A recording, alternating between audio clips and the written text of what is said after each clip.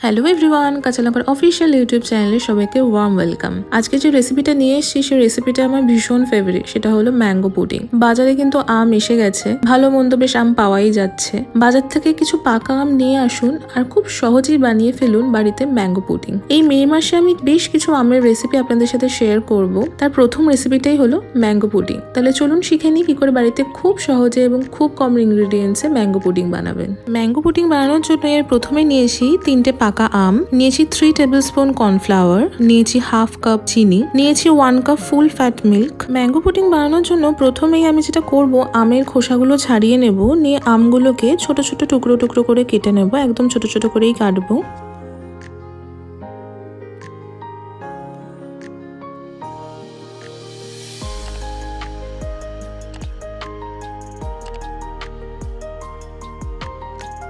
এবার একটা ব্লেন্ডারে কেটে রাখা আমটা দিলাম,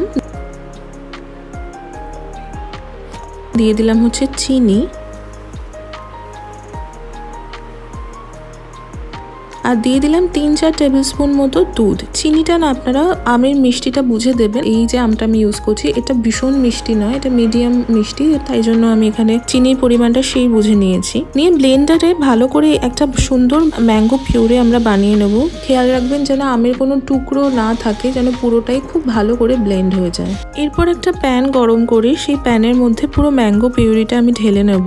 ঢেলে নিয়ে এটাকে খুব ভালো করে হালকা হাতে নাড়াতে থাকবো মিডিয়াম ফ্লেমটা কিন্তু হাই করবেন না, তাতে আমের এই পিউরিটা পুড়ে যেতে পারে। তো লো থেকে মিডিয়াম ফ্লেমে এটাকে খুব ভালো করে আমরা নাড়াতে থাকবো। বেশ খানিকক্ষণ পর ম্যাঙ্গো পিউরিটা যতক্ষণ প্যানে রেডি হচ্ছে, এর মাঝখানে দুধ এবং কর্নফ্লাওয়ারটাকে ভালো করে মিক্স করে নেব। মিক্সটা ভালো করে করবেন যাতে দুধ এবং কর্নফ্লাওয়ারটা খুব ভালো করে গুলে যায়। মিনিট 5 মতো আমি ম্যাঙ্গো পিউরিটাকে ভালো করে জাল দিয়ে নিয়েছি। এরপর আমি এই দুধ আর কর্নফ্লাওয়ার মিক্সটা এটাকে এখানে ঢেলে দিলাম। ঢেলে দিয়ে এটাকে কিন্তু খুব ভালো করে কন্টিনিউ মিক্স করতে থাকবেন। মিক্সটা যেন খুব ভালো হয়, সেটা কিন্তু ভালো পুডিং বানানোর জন্য খুব ইম্পর্টেন্ট। দেখুন কিরকম থকথকে একটা পেস্ট হয়ে গেছে। এবার গ্যাসের ফ্লেমটা অফ করে দিতে হবে। এরপর একটা পুডিং সেট করার পাত্র নিয়েছি আমি। এই পাত্রটার মধ্যে অল্প একটুখানি সাদা তেল নিয়ে তেলটা ভালো করে ব্রাশ করে নিলাম। এই ধরনের পুডিং বানানোর পাত্র কিন্তু অনলাইন বা অফলাইন খুব ইজিলি অ্যাভেলেবেল, ও যে কোনো একটা শেপে আপনারা কিনে নেবেন। পুডিং বানানোর পাত্রটাতে ম্যাঙ্গো পিউরিটা পুরোটা ঢেলে দিলাম। ঢেলে দিয়ে এটাকে ভালো করে ট্যাপ করে নেব, যাতে ভালো করে পুডিংটা সেট হয়ে যায় এবং যদি কোনো এয়ার বাবলস ভেতরে থেকে থাকে সেটা যেন ঠিক হয়ে যায়। দিয়ে এটাকে না, পুডিংটাকে মোটামুটি 7 ঘন্টার জন্য এটাকে ফ্রিজ হতে দেবো। ডিপ ফ্রিজে কিন্তু রাখবেন না, নর্মাল ফ্রিজে রাখবেন ফর 7 আওয়ার্স।